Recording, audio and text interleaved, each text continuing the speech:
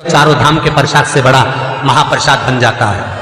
और यदि पति और पत्नी का नियम है कि हम दोनों तो साथ ही भोजन करते हैं, तो हाथ जोड़कर निवेदन है, साथ भोजन करो, मना नहीं है, 2 थाली अलग अलग लगाओ। पर पति के साथ बैठकर एक थाली में खाना रोज प्रतिदिन मदिरा को निगलने के बराबर है। मदिरा को कई लोग कहते हैं एक ही थाली में भोजन करो तो प्रेम बढ़ता है, प्रेम बढ़ता है। शिव महापुराण की कथा कहती है पति और पत्नी अगर एक ही थाली में भोजन करते हैं, एक ही थाली में अगर पति और पत्नी भोजन करते हैं तो उस घर की दशा देखिएगा। उस घर के बच्चे कभी भी विद्या में उत्तम नहीं निकल सकते, उस घर के बच्चे कभी भी सत्मार्गी नहीं निकल सकते, मार्ग से विचलित ही निकलेंगे, क्योंकि मदिरा के नशे में पैदा हुए हैं। तो सुन अर्जुन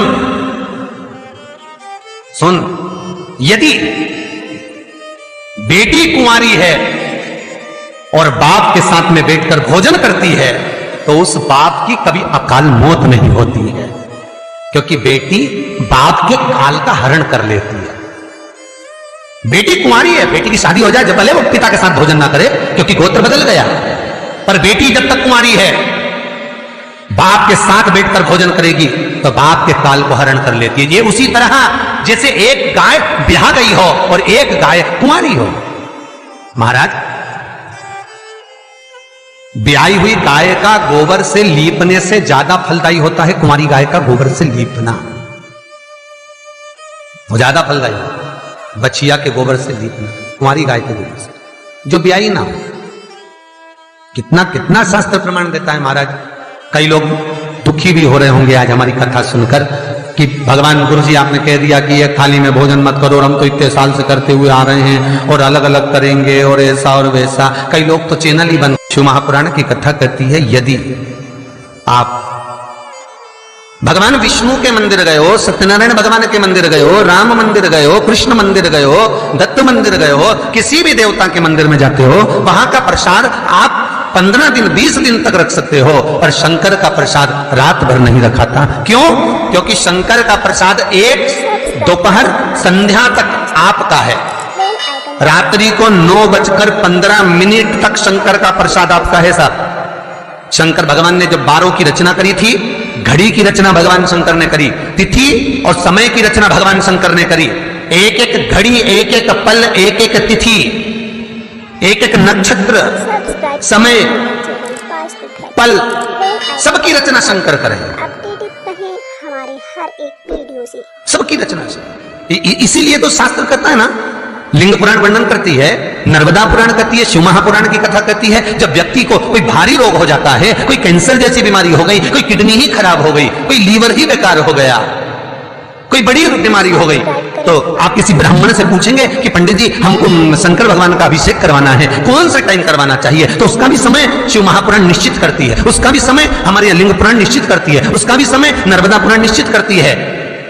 तो कौमार खंड के अंदर शिव महापुराण के वर्णन करा गया कि 9:15 रात्रि को कोई बीमार व्यक्ति का यदि उसके हाथ से अभिषेक प्रारंभ कराया जाए, या उसके ही कुल का, उसके ही गोत्र का व्यक्ति शंकर का अभिषेक करता है और शंकर के नाम का स्मरण करता है, तो वो अभिषेक तो करे, साथ में जो मनोरथी है, यजमान है, वो महामृत्युंजय मंत्र का जाप करे, तो कहते हैं रोग समाप्ति की ओर आना प्रारंभ हो जाता है।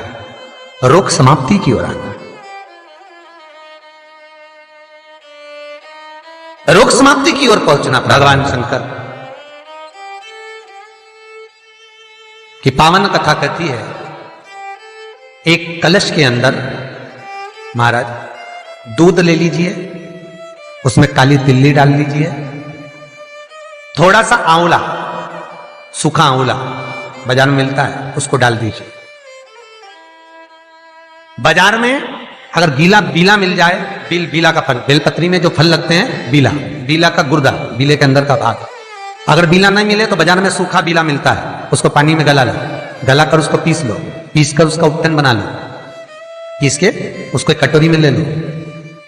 उस उपटन को, जल के पात्र को, जो व्यक्ति घर में बीमार रहता हो या जिसको बुखार ज्यादा चढ़ रहा हो, उतर नहीं रहा हो, निमोनिया जैसी बीमारी हो, बड़ी से बड़ी बीमारी भी अगर आपको घेरी हुई है, तो आप अपने हृदय चित्त से स्पर्श कराकर, कोई पलंग पर पड़ा हो तो उसका हाथ का स्पर्श करा, जो स्वस्थ है उसके ऊपर से उतार कर भगवान शंकर को ले जाकर वो बीले का उपटन शिवलिंग पर लगा दे, और जो जल है वो शंकर जी को समर्पित करें।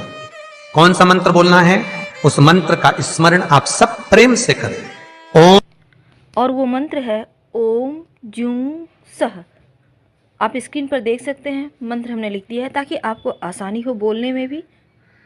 ओम जूं सह, इस मंत्र का जप करने से स्वास्थ्य की हर समस्या समाप्त हो जाती है और व्यक्ति निरोगी हो जाता है। ओम जूं सह, इस मंत्र का जाप करते हुए जो दूध चढ़ा देता है उपटन लगाकर, उसकी बीमारी, उसका रोग समाप्त हो जाता है।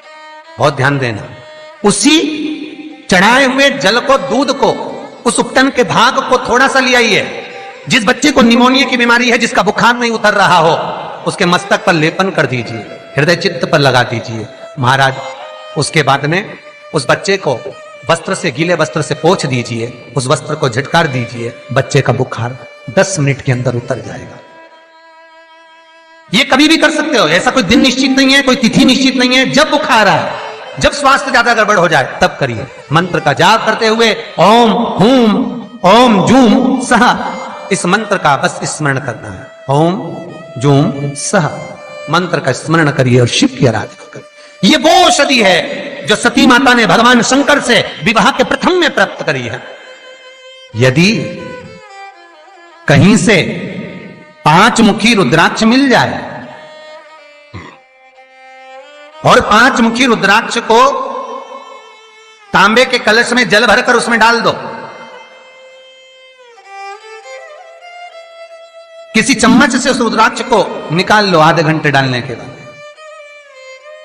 महाराज, शमी का एक पत्ता,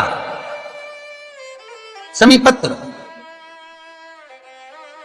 और शमी का एक पत्ता ले जाकर, शमी पत्र को ले जाकर शिवलिंग पर रखकर 5 मुखी रुद्राक्ष का जल अपनी कामना कर कर, अपनी मन की कामना कर कर, सोमवार के दिन जो व्यक्ति समर्पित कर देता है, उसकी मनोकामना भोलेनाथ 3 महीने में पूरी कर देते हैं। शमी पत्र समर्पित कर कर 5 मुखी रुद्राक्ष का जल, मनोकामना। और एक बहुत सुंदर बात वर्णन करूंगा। रुद्राक्ष को सिद्ध करने का तरीका है शंकर के शिवलिंग पर रखकर उसका अभिषेक करना।